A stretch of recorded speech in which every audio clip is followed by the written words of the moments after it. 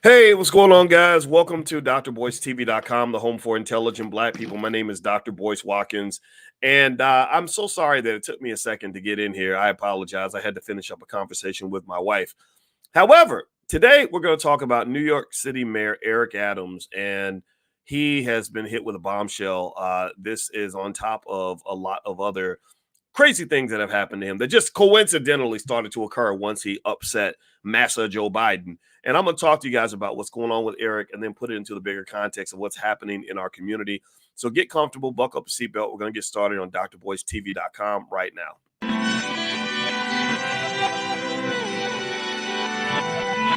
Here we are, clan the isms, cataclysm, great. Our people out here struggling, trying to make it in this state. Everybody out here doing it, but we the ones who late. Now family, we the ones who gotta delegate. Get that money in the power, never be fake. Stick to co-sign for 3. What did he say? Create jobs, support our own. Educate the same and buy back your home. Got 3 degrees, triple 10. 3 PhDs, now we on the CNN. DBTV, let's talk about negligence. Ignorance is bliss, but we can turn it to intelligence. Believe none of what you hear, half of what you see. Let's break it down here on Dr. Boyce TV. Here we are. Hey, what's going on, guys? Welcome to drboycetv.com, the home for intelligent Black people. My name is Dr. Boyce Watkins, and I want to say what's up to everybody. I hope you guys are doing well. Give me a yes in the chat if you can hear me. Give me a quick yes to let me know you can hear me. Also, just so you know, this podcast is on Spotify and also on Apple. So if you go to Spotify and Apple and look up my name, Boyce Watkins, you will find my podcast there. So I want to say hello to Gilbert Thomas. Shout out the city you're from. Chairman of the Poor says, what it do, nephew? Well, what it do, Unc? Let's see. Just Blaze, what's happening? My name is Corey. Good to see you. Baltimore. All right, you bring nice Doc. You what was I say? You bring nice Doc Adams. Adams is in a load of trouble. Yes, he is. Lance, what's going on? Keith, how you doing? Yeah. Diddy, Axel Rose. Yeah, you're getting on this, Keith. Yeah, absolutely. So here's what's going on. So how many of you, give me a yes or no, how many of you saw that Eric Adams, the mayor of New York City, is the latest in what has basically become a thunderstorm of Me Too allegations, lawsuits, things like that? Has anybody else seen this? This is kind of crazy. So New York City Mayor Eric Adams is the latest in a series of men, mostly men, actually all men. I can't think of a single woman who has been sued, but a lot of people have been sued in the last literally 2 or 3 days for issues related to some sort of assault.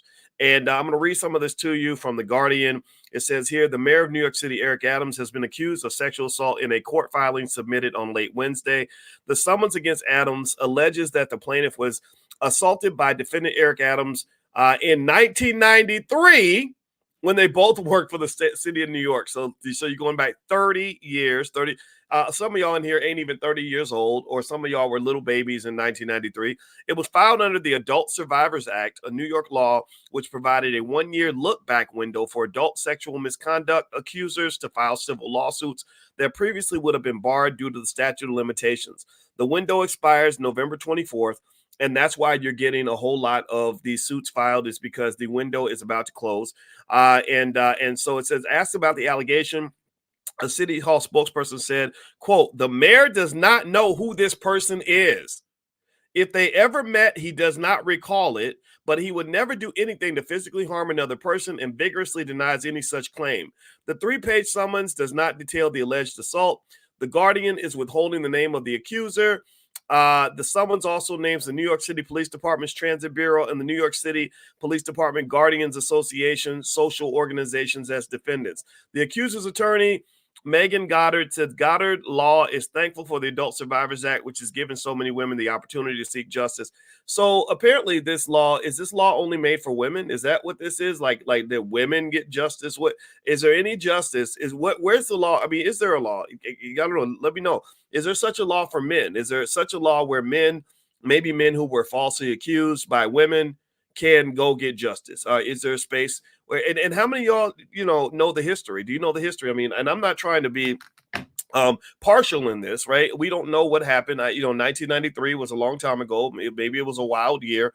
Nobody knows, right? And I think that's really the hard part, right? Is in many of these cases, you're literally talking about damn near ancient history. You're going way, way, way back. And the question that I ask, and I don't think this is a bad question, is does evidence matter? Does proof matter? Is there a standard? Or is the standard just, find somebody you dated 25, 30 years ago and make an accusation, ruin their reputation, get them to pay you a bunch of money to settle a suit, and then walk away and get paid. Well, that's an easy way for a drug addict to get money, right? I do believe that this is what happened, and I'd have inside knowledge on some of the accusations against people like Bill Cosby. Even though I don't think Cosby was an innocent guy, I don't think Cosby was a perfect man on any stretch. I know for a fact. I talked to someone who worked with Hugh Hefner, and he talked about some of the individuals who were making the accusations, and some of them really saw it as a money grab, right? Because if you see a situation where there's a guy who gets 2 or 3 accusations thrown against him, well, why not make your accusation the 4th? And I think this is the hard stuff that nobody will talk about, because they want to be politically correct. But this is not a time for political correctness, because here's what political correctness is going to do. What political correctness is going to do is it's going to harm all of the true survivors that exist out here. It's going to harm all the people that really were victimized in this way, because you have some people in the pool. You have pee in the Kool-Aid. You do. You have some people in that pool of so-called victims who are not victims, are actually predators. And similar to, it reminds me of during the pandemic when they said, okay, we're going to fix this pandemic. We're going to write a bunch of checks and put out a bunch of PPP loans, and we're not going to vet who needs the money and who doesn't, who's going to use the money properly and who isn't, who we should be sending money to and who we shouldn't be sending money to. We're just going to give money to everybody. Well, what happened? Well, a couple of years later, you have an inflation problem in this country because they were sloppy with it. And also you have something where you were completely ineffective. All those PPP loans were completely ineffective in helping the businesses that truly needed help. And so effectively, that's kind of what's happening here. There has to be a standard. There has to be discernment, and I don't know what the standard is. I mean, I don't know. I mean, again, I maybe some people will get mad at me for saying it this way, but I'm sorry. I cannot apologize for being honest with you. Now, do me a favor, please hit the thumbs up button, thumbs up, share, subscribe. You're watching drboycetv.com, the home for intelligent Black people. My name is Dr. Boyce Watkins. Just so you know, we have a social media platform. We're getting away from Facebook and Instagram and Twitter and all that. And we have a social media platform called B1 Nation, so if you want to network with other people that are similar to yourself, just go to b1nation.us. You got to answer 3 questions, and we'll let you in. Right now, we'll let you in for free. Start of the year, there will be a fee, but right now you can get in for free. There's about 62,000 of you on there right now, and we hope that once we get to somewhere maybe 80,000 or so, then we're going to shut it down, and there will be a fee to join after that point. So if you want to still join, just go to b1nation.us. And if you answer the questions properly, which they're very short, we will let you in. And also, I'm going to do a 30 Days to Wealth and Power series on B1 Nation, where for 30 days every morning we'll get in there and we'll talk about your wealth and power play. That's one of the things we're going to do on that platform. So feel free to go to b1nation.us. Also, my book, The 10 Commandments of Black Economic Power, can be found at drboycebooks.com. So feel free to go to drboycebooks.com. All right, so we were talking about New York City Mayor Eric Adams being accused. Nobody knows the name of the accuser. Nobody knows exactly what he's accused of, but he's being accused. And this is in addition to other problems that he's having. They said the summons comes as Adams, who was elected in 2021, faces scrutiny from the FBI, which is reportedly investigating his campaign. Its inquiry reported, oh man, I lost my freaking page. Daggone it. Here we go. Its inquiry reportedly focuses on whether Adams' campaign unlawfully accepted money from the Turkish government in exchange for favors, such as pressuring the New York City Fire Department to speed up the opening of a Turkish consulate. On November 2nd, federal agents raided the home of Adams' top fundraiser, Brianna Suggs, seizing electronic devices and documents. The FBI also reportedly searched the Turkish Airlines executive's home, as well as Brooklyn Construction Company, owned by Turkish immigrants. It says, let's see here. So here's the deal. So that's pretty much what the article says. So Adams is kind of getting his butt kicked right now. And I how many of you, give me a yes or no, how many of you think that Adams being investigated at this level is connected to the fact that he disobeyed Massa Biden? He upset Big Massa Biden by being quite frank about this immigration crisis. Did anybody see that, right? Where New York City, like Chicago, where I live, has been kind of inundated with all these buses and buses and buses of people from other countries who have been let in because the borders are wide open, which is an absolute threat to national security. It's an absolute threat to national security. In fact, in Houston, they just detected, I think I read an article where they detected a dirty bomb or something in Houston. And here's the thing, think about this, right? I want y'all to process this for a minute. I'm going to go high level with y'all, and I hope you can follow me on this, on how much of a threat this is. So think about this, right? Right now, the United States is funding wars around the world. We're funding, we're giving Israel, billions of dollars so they can buy more bombs and more planes so they can blow up people, blow up Palestinians. Now, I'm not asking you to pick a side in that war. It's up to you to decide what side you're on. I will say that I feel that war is linked to white supremacy, because I was trying to figure out how did all these individuals even get in Palestine in the first place? Who made that decision to say we're just going to go and put people in the middle of a place where people already occupy? It sounds very Christopher Columbus like, where Columbus discovered a land that already had people in it, like there were already people here, and he discovered it. You didn't discover anything. You just right? And really, a lot of people don't know this, but Africa was actually the original place they were going to send the Zionists in 1948. They were thinking about sending them to a country in Africa, right? So effectively, if you look at that whole situation, there is a white supremacist element here. But here's the thing. Here's what I want to get to. So we're not bombing anybody per se in that region, but what we're doing is we're sending billions of dollars for people to buy the weapons to fight this war. You don't think that there are going to be people there who say, okay, you know what? I want to get revenge. You don't think they're going to be chickens coming home to roost. You don't think some little kid who had to watch his sister get blown up, at her daycare or whatever, you don't think he's going to grow up angry enough to militarize himself and eventually, wiggle his way into the U.S. and inflict as much pain and trauma onto us as we've inflicted onto him on behalf of our government. So here's what I'm pointing to. Those open borders are extremely dangerous. Like when you got those wide open borders, anybody and their mother can come in this country and do only God knows what.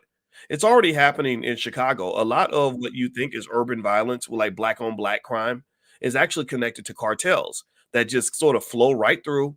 Ever since NAFTA really opened the door.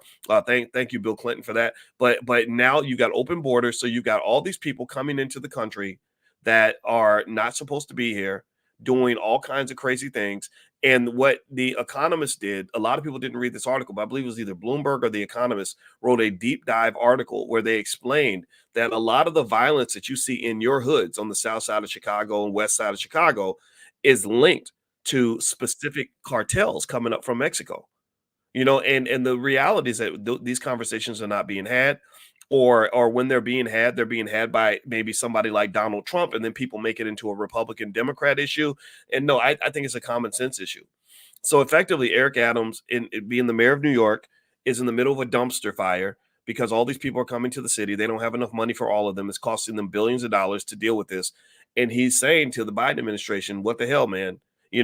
And now in retaliation, because they love black people so much, they are investigating this man. And I don't think these investigations, give me a yes or no. How many of you think these investigations will be happening if he was in allegiance with Biden? How many of y'all really think that he would still be getting investigated if he was a supporter of Biden's policies as opposed to a detractor? You have no idea how dirty the politics gets. You have people that that are connected to the community. Maybe a rapper who's got felonies over her head or whatever. I said her for a reason because I'm thinking about Cardi B, interviewing with Joe Biden, right? These are people that could easily go to prison like that. So they become the perfect puppets, the perfect informants, the perfect patsies to use to pursue their agenda. So when he sits up there and says, "Well, if you don't vote for me, then you ain't black," that type of nonsense infuriates me. So I will say this with Eric Adams, he's going to have a lot of problems. I don't know the details about this suit. For all I know, maybe something inappropriate did happen. I guess if there's evidence, then the evidence can be presented. But I do think that at the same time, if we live in a society where women are seen as equal to men, or equity supposedly exists, and women are just as strong as men, I think the same expectations for a man who is violated should be given to women who are violated, right? As a man, there is nothing I can sue a woman for. Like I cannot sue a woman. I can't say that a woman in 1994 grabbed my booty at a party and then go sue her and get money. If Oprah had grabbed my booty in 1994, I can't go to court and say, I was traumatized. I needed years of therapy because I was nearly suicidal. It's Oprah's fault. Oprah did this to me because she grabbed my booty. Right? I can't do that. I literally, I kid you not, I had an event one time where a lady came and put her titty on my shoulder. Did y'all know? I don't know if I told y'all that story. I think I might have, but literally a lady came to the event and she liked me, apparently, like I guess. And she came up and she waited till the end. That's what the groupies do. Believe it or not, there are what they call sapiosexuals. There are women that are deeply attracted to men who are intelligent. Now, I may not be the most handsome man in the world. I may not be the tallest man in the world. I may not be the nicest man in the world, but I'm not a stupid man, right? And so I had that whole PhD thing, and I'm kind of smart. So there are some women that really are intrigued by that. And shout out to all of y'all. I love y'all too, but I love my wife, and so that's what it's going to be. But here's the thing. So what happens is they tend to wait till the end. They wait until everybody leaves, and then they come up and they try to talk to you, right? So I kind of know the game. So this lady comes up and she puts her titty right there on my shoulder, and I'm like, and she's like, "Hey, Dr. Boyce, I really am a fan of your books." And I'm sitting there thinking, wow, this lady's titties on my shoulder. And now here's what I did. You know what I did? I didn't call the police. I didn't say, go, arrest this woman, or shoot her in the back or take all her money and destroy her life or make sure she never works again. Let's sue her for $10 million. You know what I did? I moved my shoulder and I walked away. I said, thank you. I'm flattered, but no, thank you. And I moved on. Now, again, I'm not saying that everyone would react the same way. Maybe some of you are thinking, "Oh, you should have threw the book at her. You should have destroyed her. You should have, And I'm sorry, honestly, my personal perspective doesn't have to be anybody else's. Is I'm not going to get mad at you for the fact that you admire me, right? You see all this lusciousness and all this sexual chocolate, and you can't control yourself. That's all right. I'm flattered by that. You boosted my ego today. But what I really want to consider though is if men and women are, if we live in this society where gender is a figment of our imagination, right? And genders are made up, right? That's the kind of thing they're trying to tell us, that anybody can be any gender that they want, right? Well, then why is it not appropriate for me to say, you know what? If I can just deal with that and move on, why can't women do the same thing? Why can't women, like seriously, if you're talking about, like, I get it now, don't get me wrong. Nobody would ever defend abuse. Nobody would ever defend assault. Nobody would ever defend any sort of crime against another person. But when somebody just says, this person grabbed my booty 30 years ago, and I'm going to sue him for $10 million, destroy his reputation, embarrass his family, and destroy everything he has, that's not fair. That's just not fair. And if you think that that's fair, then I'm sorry, we're just not the same. And also, again, the opportunists end up drowning out the people that really are legitimate victims. I mean, I had a friend that got killed by her husband 2 weeks ago. That's a problem, right? Things like that are a problem. And there should be rules, right? When it comes to assault and violence and all that, right? You get in a relationship, don't put your hands on each other unless it's in a good way. Little things like that. If somebody does that to you, get away from them, right? But at the same time, though, it's crazy how we've muddled everything and we sort of made everything like we're literally taking the most prominent, respected, hardest working men in our society, and we put them all into the criminal bucket. And here's the thing that shows the fact that this is really just a white liberal, white women power struggle. Pay attention now. You've not seen one single woman get brought down in any of these scandals. Give me a yes or no. Have you seen any prominent women, like, I'm talking about go down, lose like, $10 million, lose her reputation, all her opportunities, her whole career? Like, you just say you haven't seen that, right? You haven't seen a man sue a woman in that way. And I'm sure the suits have been filed. Don't get me wrong. There are some suits out there for sure, right? But what I'm saying is there's nothing as high profile as this. And in this week alone, we have seen, who have we seen? Let's see. I had a list earlier. I was literally making a list because it was so crazy. Hit the thumbs up button, by the way. You had Jamie Foxx. Jamie Foxx was accused by a woman. Apparently, she says that he was a little drunk and he made a pass at her and she didn't like it. And he touched her. She says that he touched her in certain ways and she's suing. You had Cuba Gooding Jr., who's also, again, while he's drunk. This is why I tell brothers, don't be out here getting drunk. Because when you get drunk, here's the thing. This is another bias about our society that your son needs to understand. I want you to talk to your black son and your black husband, your black brother about this.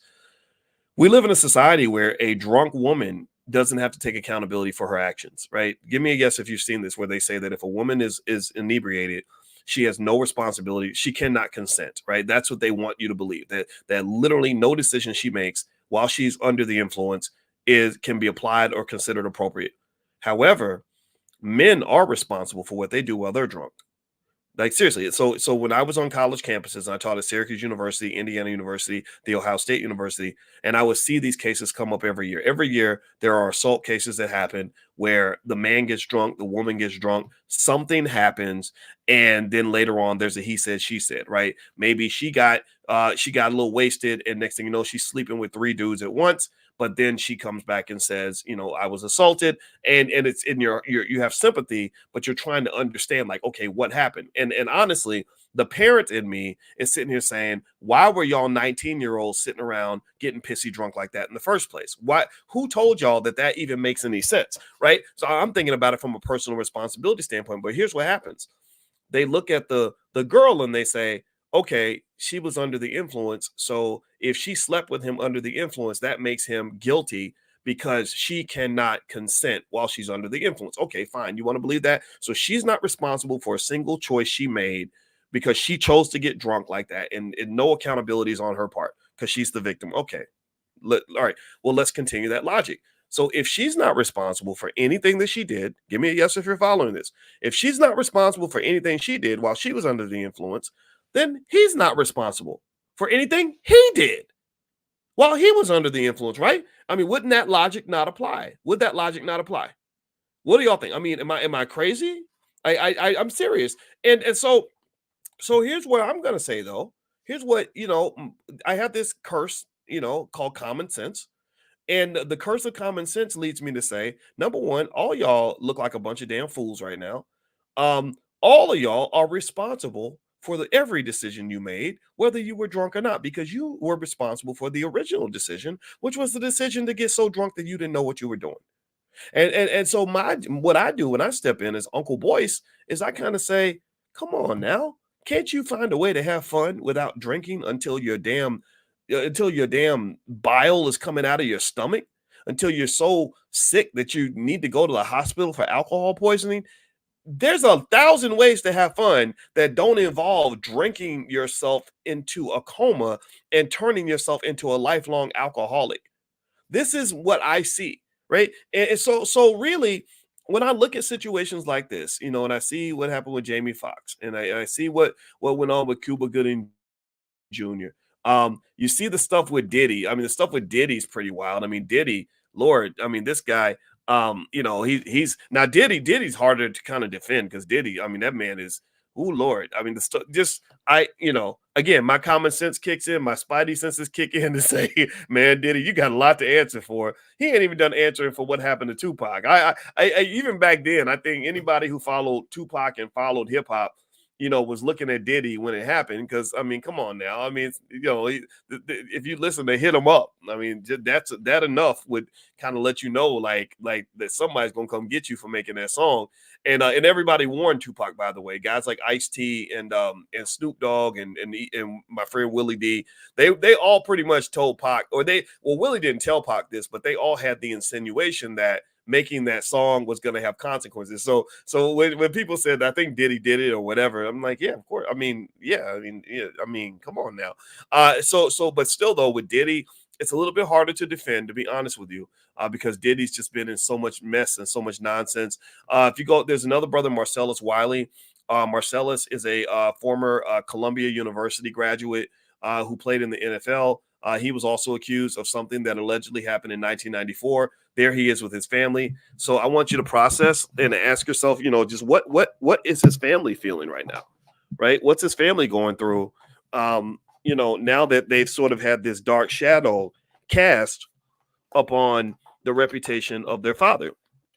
Is that fair? Is that fair that somebody can just make an accusation, get on the cover of the New York Times, embarrassed? I mean, these poor kids got to go to school with people calling their daddy a rapist, The wife is like, well, he never did anything like that when I was around. He never did anything like that to me. I think he's a good man, but it doesn't matter. And so to some extent, when you're being sloppy about the process, I'm not saying that there shouldn't be a process. I'm just saying when you're being sloppy about the process, a lot of people get hurt. There's just a lot of collateral damage, and I don't think it's fair, and I don't think it's fun. And then I think even Bill Cosby got hit with another accusation, and I'm not here to defend Cosby. I did talk to Bill Cosby on the phone one time, maybe 2 years ago. He seemed like a nice guy, but I think Cosby is a person that is also hard to defend because I think Bill Cosby got into a lot of ratchetness. He spent way too much time at the Playboy Mansion, and this is where black men get in trouble for following the crowd. You and Becky go hang out at the Playboy Mansion, and you're a married man, bro. Like there should be a limitation on your behavior, but because you're a celebrity, you think you can do whatever you want. You think that the world is your oyster. You think racism is a figment of people's imagination, and I'm not in that category. I kind of feel like, no, you always gonna be black. You don't. No, no, no. You ain't white yet. You're trying, but you're not white yet. And so if you look at Cosby, here's the thing with Cosby, and give me a yes if it's okay if we talk about this in a nuanced way. I don't talk about things in black and white because most things are not black, just straight black and white. So give me a yes if we can talk about the shades of gray around a Bill Cosby. I'd like to do that if that's okay with you. And also, as you hit the thumbs up button, please also share this video, by the way. And I should remind you, if you want to go take a look at my books, you can go to drboycebooks.com. We believe in wealth for black families. Really any family that wants to learn from us, you're welcome to be here. But we create our products specifically for black people. So one of the tools that we have that can help your children learn about wealth, and I hope you'll consider it for a Christmas gift, are our financial flashcards for kids and our financial workbooks. If you go to drboycebooks.com, you can click on flashcards and you'll find everything that we have there. We have flashcards on real estate to teach your kids about real estate, flashcards on credit, flashcards on stock market investing, even flashcards from my book, The 10 Commandments of Black Economic Power, if you want them to learn black wealth principles that'll propel them into the 22nd century and beyond, just all kinds of things. So anyway, so let's talk about Cosby, and let's talk about it in a nuanced way. Like I'd like to talk about it in a way that doesn't get into whether he did it or not, good or bad. And I will say this, I was in LA with my wife, and my wife and I talked about this last night on our pillow talk. And we had a really fascinating conversation in an Uber ride in LA with a man who was driving an electric Cadillac, and he was an older guy named David who drove for Hugh Hefner. He drove for Hugh Hefner. He said, I picked up Mr. Cosby on many occasions, and he spoke as well about the fact that he said, it's amazing to me that Hugh Hefner never went down because the things that Hef did were pretty unbelievable. They were 10 times worse than anything Cosby did. But I also believe Hugh Hefner might have been a CIA agent. I really do. I think that what you have is, and this is why men got to be careful when it comes to how you express your sexuality, right? I know you want to listen to the rappers in society that tells you just, go chase any big butt with a smile, go lay down with any cute girl that will have you. But the problem is that there are people that will set traps for you based on your weakness. They'll set traps for you. So I believe the CIA does is, and I believe that Hefner might have been one of their agents, is they will get these men, lure them in, tempt them with beautiful women, and get them. Give me a yes if you think that if you think there's some merit to this theory, but I believe they'll tempt you with beautiful women. Next thing you know, put you in a compromised situation, and then next thing you know, they got something on you. And when they have something on you, they then have the ability to control you. I believe Jeffrey Epstein was an agent. I believe Jeffrey Epstein worked for the Israeli intelligence agency. And that's why Israel, I think that's part of the reason why so much money gets sent over there, because a lot of the prominent people who might be tempted to speak out on this issue, they can't do it because somebody's got something on them, right? This is a real phenomenon, right? So I would encourage you, if you're a man, or if you have a son or a nephew or whatever, you got to teach them the for real about life. You got to teach them the real rules of the real chess that's really being played out in this society, out in this game. They're playing 3/4 dimensional chess, and a lot of us are just playing checkers. So again, it doesn't mean I'm not even judging. I don't care how many women you sleep with. I don't care what you do with your body, your choice. But what I am telling you is that there are people that will set traps for you based on stuff like that. So with Cosby, I think they set traps for this man. I really do. I think that Cosby had some weaknesses that he chose not to address.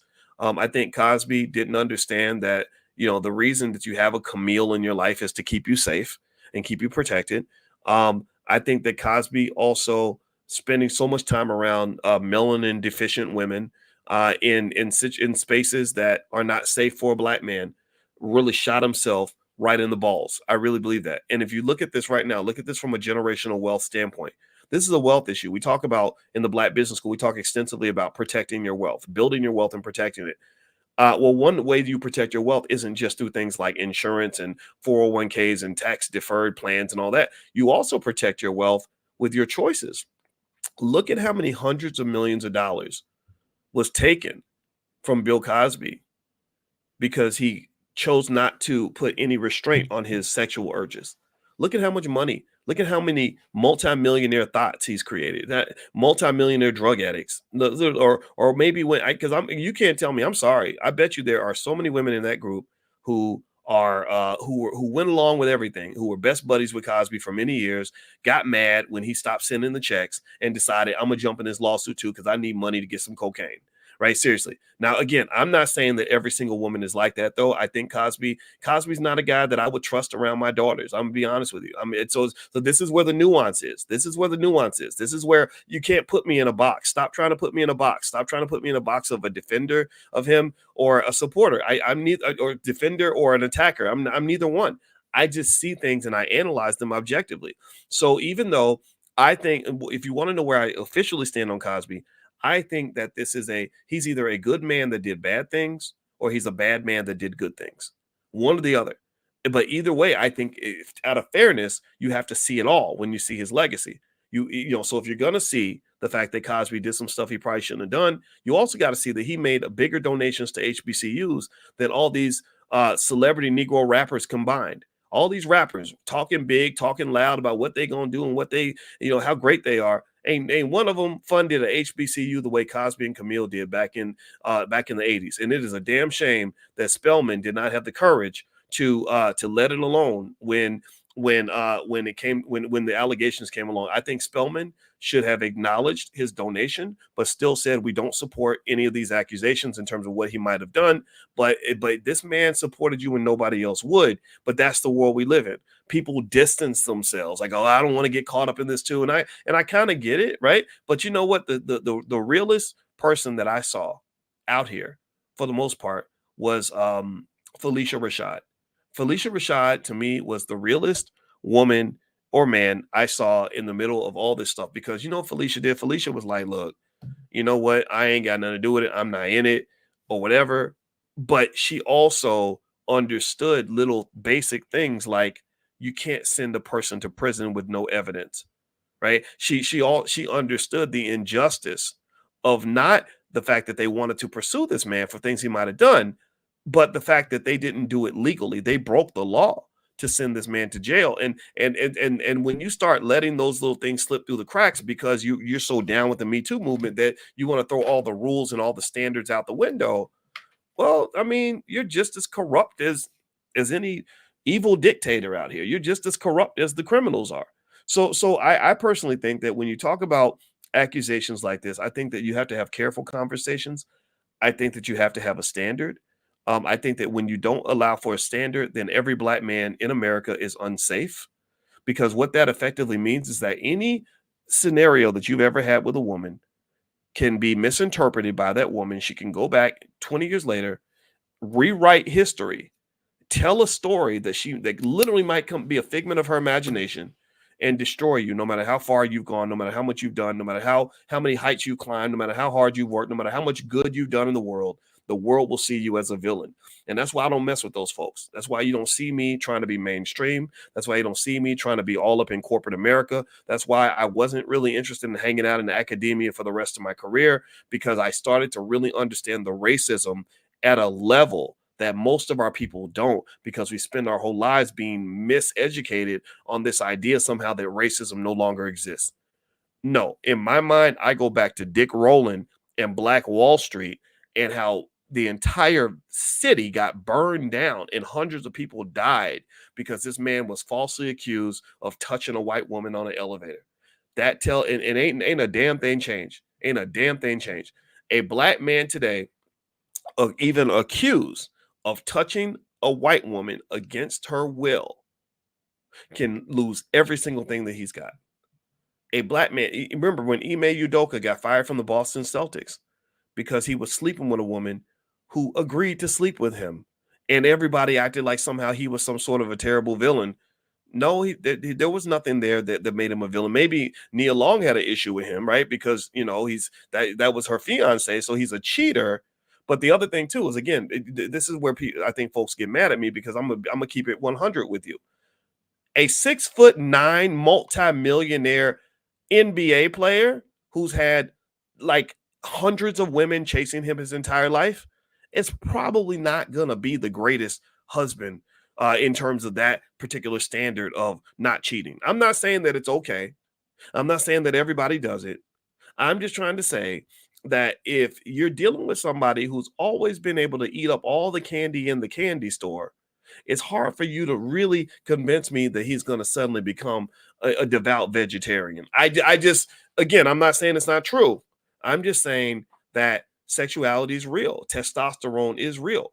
When Kobe Bryant agreed to get married at like 19 years old, I saw that and I said, what is he doing? I said, this ain't nothing but a scandal waiting to happen. And then years later, when Kobe Bryant meets a lady in a hotel and 45 minutes later, he's having unprotected sex with this lady who slept with 3 other guys the same week, by the way, I'm sitting there thinking these are the kinds of dumpster fires and complete shit shows that we create when we make unrealistic decisions in our lives. Like I knew it. I could predict this. This is the curse that I have. I don't know. Again, I'm very good at predicting patterns and seeing things that as they're happening long before they happen. And just like I predicted the inflation with COVID and all that, right? When they were giving all their money into PPP loans, I said, this ain't gonna work. Right. Well, the same thing is true with Kobe. I remember thinking, so this 19-year-old multi-million-dollar NBA player, 6'9", very handsome, very popular, very powerful, is going to commit himself to one woman. Yeah, right. With all the sexual energy of a 22, 23-year-old guy, I knew that was not going to work, and it didn't. It didn't. So I would say to people, if you want my Uncle Boyce advice on this, the best way I think to understand life is don't listen to what people say is going to happen or the way life is supposed to work. Try to understand the way it actually does work. I try to understand, like for example, if I get married and I'm thinking, okay, my wife is supposed to be 100% loyal to me forever, and my wife is supposed to do XYZ 1, 2, 3 for me. I don't really think of it that way. I kind of look at it like, no, at some point my wife is gonna piss me off, get on my nerves. Who knows? Maybe she'll, maybe something inappropriate will happen with her and another man. And I've got to mentally be prepared for all these things if I'm going to go ahead and sign up for this commitment. If I sign up looking for any situation looking for a fairy tale, I'm setting myself up for a colossal disappointment if someone is unable to maintain the fairy tale that I'm looking for. I'll give you another real example. This is me talking about real life right now. There was a young guy I used to mentor when I was at Syracuse. And I remember that he was a devout Christian. He was very religious. He used to pray all the time and stuff. He's a good kid. And I talked to him a few years later, and he said, I said, hey, so you met anybody? How's the dating scene for you? And he said, man, Dr. Boyce, I met a woman and these women, they all lie. They're just liars. And I said, well, what happened? He said, well, we used to get together. Me and this girl used to get together and pray, twice a week. And I was going to make a move and ask her out. And then my friend came to me and said, he said, man, I got to tell you, he said that, this girl, we have sex every week. He said, me and her, we've been having sex. And he said, and she told me she was pure and she pretended like she wasn't out here doing whatever. And I kind of told him, I said, to be honest with you, I said, most women are not as pure as they pretend to be. A lot of them just kind of do their best to maintain your fantasy. They maintain the illusion for you, so you'll feel better, so your ego won't be bruised. But I said, most women are very sexually active and sexually energized. Like they have They get attracted to men.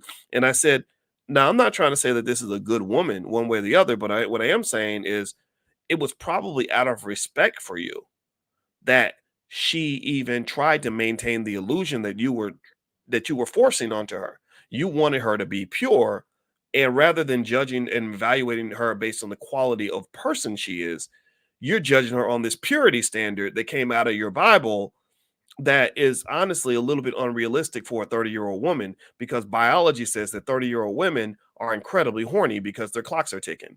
That's why that's what happens. And so I said, I said honestly, most women are not as pure as you want them to be. And I don't even know if you want a woman that pure, because she's not going to have any experience or any, something might be wrong with her.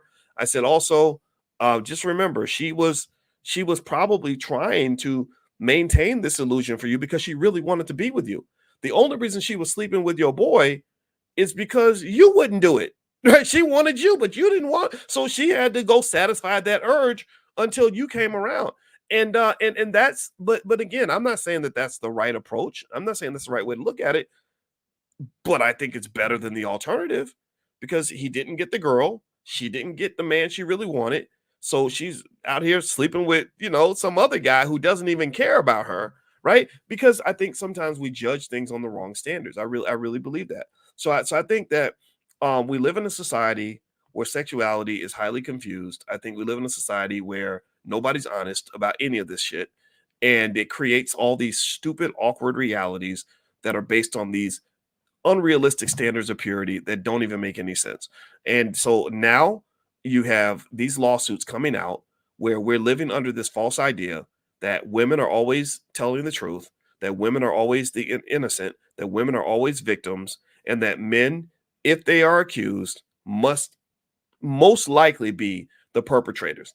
And the evidence that this bias exists is the fact that if you look at all these hundreds and hundreds of lawsuits that are being filed, a very small percentage of them are men suing women. Almost all of them are women suing men. And the men that they sue, they're suing them for money. They're not filing criminal charges, or they didn't file any criminal charges. In some cases, there's a questionable, shady track record in terms of that woman seeking out this man. This man allegedly assaulted you, but you're seeking him out and getting money from him, right? Go look at the case of Melvin Turner at Michigan State, the football coach who had the $90 million contract. He lost his 95, or I think it was 95 million. I think he lost his whole $95 million contract because a lady accused him of touching himself while they were on the phone together. And from what I understand, there was no proof, but yet there were a string of text messages of her talking about how broke she was and how much money he had and how she could get some of his money by filing this suit. Like literally, there's a whole string of text messages with this. So this begs very fundamental, simple questions that people with common sense should be asking. Like, number one, were you really harmed when this man touched himself while you were on the phone? Was that so egregious? If it occurred, if you can prove it. It's Mel Tucker. Thank you. I say Mel Turner. Thank you, LW. I keep saying Turner. You're right. I said it's Tucker. Mel Tucker. Thank you. Google that. Melvin Tucker, Michigan State University. So the bigger question to me is like, I'd want to ask, like, okay, first off, how can you prove that he was touching himself? Okay, maybe he said, oh, I'm touching him. Okay. Then I would ask, well, why didn't you hang up the phone? I mean, if men and women are equal, and as a man, if a woman were touching herself on the phone, I would hang up the phone. And then I would ask, do you feel logically that you were so harmed, so traumatized, so broken down mentally that you deserve, $10 million for your trouble? That to me makes you sound like a fragile little cupcake. That does not make you sound like the big, strong, woman that the feminists claim to be. That makes you sound like a child. Now, a child, I can understand why a little, a 7-year-old will be traumatized by that, right? That makes sense, right? But you're not 7, you're 37. So what's going on here really? And then I would say, okay, what are the other motives that could be driving your decision to sue this man? Would you be suing him if he was not, a person who just signed a $95 million contract? Would you be suing him the same way if he were just a regular bus driver who wasn't famous and wasn't rich? Or are you going out and seeking to extract resources from rich, famous men for things that a lesser man, a lesser well-known man, a lower income man might have done that would have just led you to hang up the phone. And then I would ask her, okay, what about these text messages where you're talking about money that you've been asking him for? You were asking him for so much money. Did you sue him because he stopped giving you money? Is that, if he had been giving you money and consistently giving you money, would you have still filed this lawsuit? Well, that would lead me to question your commitment to seeking justice as opposed to your commitment to seeking money. Right. And again, this is me speaking as a finance professor. I know the power of money. Money creates all kinds of motives and incentives. Money is as tempting for some people as vagina is tempting for men. Men get in trouble all the time over what they do with their penises, just like there are women who might be tempted. Some, not all, some will be tempted to, to manipulate the facts in order to get access to resources. And I don't know why the more of those conversations can't be had. Because the reason it's important to have those conversations is because if you don't do it, then eventually it'll get to the point where the men are going to rebel so much that they're not even going to listen to you when you make an accusation. Seriously, has anybody noticed that? Has anybody noticed that when you see like all these headlines, Jamie Foxx accused, the former president of Bad Boy Records accused, not Diddy, it was another guy, Bad Boy. But then again, it's Bad Boy. So what are you going to say, right? Cuba Gooding Jr. accused. Morgan Freeman, I think not Morgan Freeman. It was somebody else accused. Like all these men getting accused. I don't really know. I think you're going to get to the point where people aren't taking it seriously anymore. And that's highly unfortunate because there are real victims out there. There are real people going through real stuff that really needs to be heard and paid attention to. And what happens is that we give the attention to the people who are the loudest.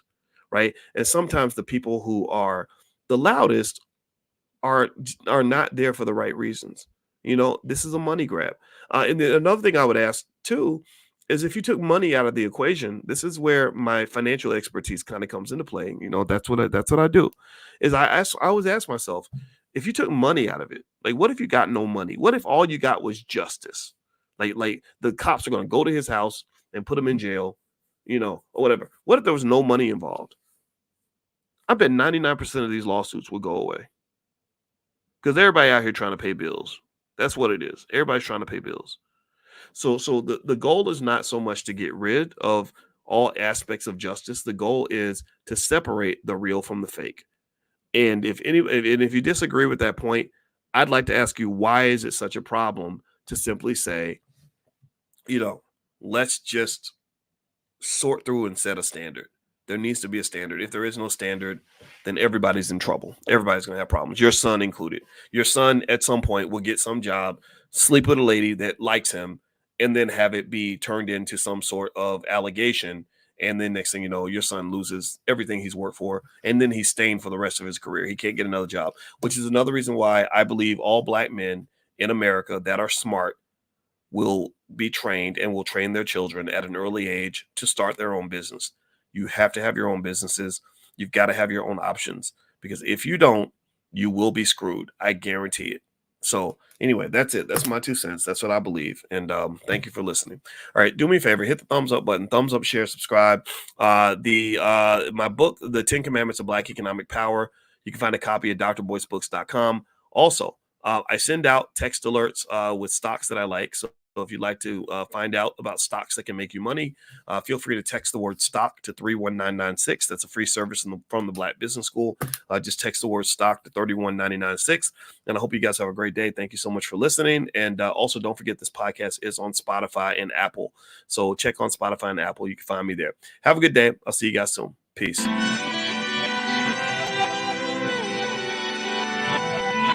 Here we are, clan the isms, cataclysm great. Our people out here struggling, trying to make it in this state. Everybody out here doing it, but we the ones who late. Now family, we the ones who gotta delegate. Get that money in the power, never be fake. Stick to cosign for 3. What did he say? Create jobs, support our own. Educate the same and buy back your home. Got 3 degrees, triple 10. 3 PhDs, now we on the CNN. DBTV, let's talk about negligence. Ignorance is bliss, but we can turn it to intelligence. Believe none of what you hear, half of what you see. Let's break it down here on Dr. Boyce TV. Here we are.